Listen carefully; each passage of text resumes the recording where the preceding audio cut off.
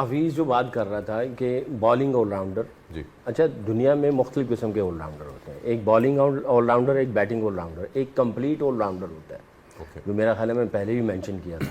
پاکستان کی ٹیم میں یہ جو جتنے بھی سلیکشن کمیٹی میں انہوں نے سلیکٹ کیے گئے جو ریسورسز تھے، ان دونوں سے جو ان کے رول تھے، ابھی آپ اس سٹیٹس کو دیکھیں، آپ کے دو پہلے کون سے وکٹ ٹیکنگ آپشن تھے؟ ابرار اسپن میں، ہاں جی، پہلے عثمان طارق نہیں کھیلا، ہم نے کہا کس کو کھلانا چاہیے؟ عثمان طارق کو. عثمان طارق آیا، اس کو کھلایا، وہ پیور بولر. ٹھیک، پھر آپ ابرار کو لے آئے، پیور بولر، پہلے 2 میچ کھیلا. ہاں، آپ کی بیٹنگ جو بیلنس ہے وہ خراب کس وجہ سے ہو رہا تھا؟ کہ آپ کے پاس ریسورسز میں یہی 2 آل راؤنڈر ہیں جن کے بیٹنگ پہ بھی ان کو بلیف ہے اور بالنگ پہ بھی. نواز اور شاداب نے آپ کو بیٹنگ میں بھی پرفارمنس دی ہوئی ہے اور بالنگ میں بھی دی ہوئی ہے. ابھی پیچی چل رہی ہیں ساری چیزیں. تو اب جیسے حفیظ کی جو بات ہے کہ جی مجھے اس کا پوائنٹ جو ہے وہ ایک جگہ پہ ٹھیک ہے، بٹ اس پوزیشن میں جو آپ کے ریسورسز ہیں، یہ جو مائک ہیسن ہے ان دونوں سے دونوں چیزوں کا ڈیمانڈ کر رہا تھا کہ اس نمبر پہ آپ نے یہ بیٹنگ کرنی ہے اور بالنگ کرنی ہے. اور بالنگ کے لیے یہ ڈیتھ میں نہیں تھے، اور یہ پاور پلے میں نواز کبھی کبھی آتا تھا، بیچ والے تھے. اور وکٹ ٹیکنگ آپشنز کون تھے؟ عثمان طارق اور ابرار. اچھا، اب آپ آج کے میچ کو اگر دیکھتے ہیں تو عثمان طارق کی پرفارمنس کیا رہی؟ مجھے اس پہ کوئی شک نہیں، is a very good bowler, wicket taking options ہے، مگر اس کے سٹیٹس کیا ہیں؟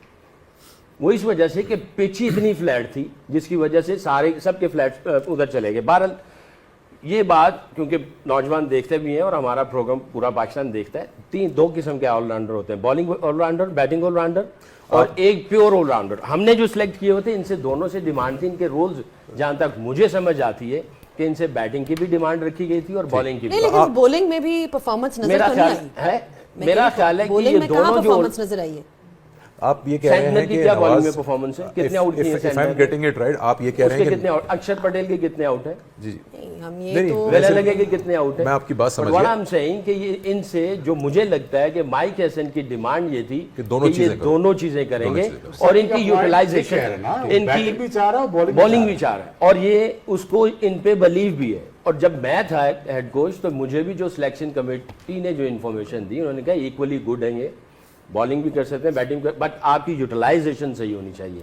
اگر ان دونوں کی یوٹیلائزیشن صحیح ہوتی تو قدرے چیزیں اور بہتر ہو سکتی تھی. جیسے 2 کے بعد تیسرا اوور دے دیا گیا، اب آج نسیم کو تیسرا اوور دیا گیا جو کہ غلط تھا. اسی طرح شاداب کو اس دن تیسرا اوور دیا گیا، وہ بھی غلط تھا، ٹیکنیکل ایررز تھے. تو بہرحال اس کی بات میں بھی جان ہے، but what I am seeing کہ ان سے دونوں کی ڈیمانڈ کی گئی تھی جو کہ ٹائم بہت کم ہے. میں آپ سے ضرور پوچھتا کہ نواز اور شاداب اپنی بالنگ بہتر کیسے کر سکتے ہیں، کیونکہ بیٹنگ تو ہیں، گن فیلڈر بھی ہیں دونوں. میں تو بولنگ کا ہی پوچھ رہی تھی، بیٹنگ چلے ایک سائڈ پہ کر دیتے ہیں. مین چیز یہ ہے کہ میں نے ڈیڑھ سال پہلے جو پچھلی مینجمنٹ تھی ان کو میں نے کہا کہ آپ 4 اسپنرز لے کے جا رہے ہیں اور بالنگ کوچ رکھا ہے فاسٹ بولر اور ادھر 2 فاسٹ بولر ہیں آپ کے پاس. ادھر آپ نے کیوں نہیں اسپیشلائز کوچ کو رکھا ہوا جو کہ ان کو سن سکے، ان کے ساتھ کام کر سکے؟ انفارچونیٹلی یہاں پہ کوچ ہی نہیں تھا. آپ جب سری لنکا جا رہے ہو، آسٹریلیا نے ڈینیل وٹوری کو رکھا ہوا ہے، وہ اسسٹنٹ کوچ بھی، اسپن ڈپارٹمنٹ بھی دیکھا، فاسٹ بالنگ کوچ بھی رکھا ہوا ہے. جب میں 2019 میں ورلڈ کپ ہوا انگلینڈ میں تو میں اسپن کنسلٹنٹ کوچ تھا انگلینڈ کی ٹیم کے ساتھ، اور اسپنرز کون تھے؟ عادل رشید اور معین علی. ان 2 کے لیے مجھے رکھا ہوا تھا. میں نے باقاعدہ ای میل کی گرانٹ بریڈمن کو، جب گرانٹ بریڈمن تھا میں نے اس کو کہا بھائی 4 اسپنر رکھے ہوئے یہاں، اسپن کنسلٹنٹ مشی بھائی کو لے جاؤ، کسی اور کو لے جاؤ. تو پرابلم یہ ہے کہ ہمیں جو بندہ چاہیے وہ ہم لیتے نہیں ادھر.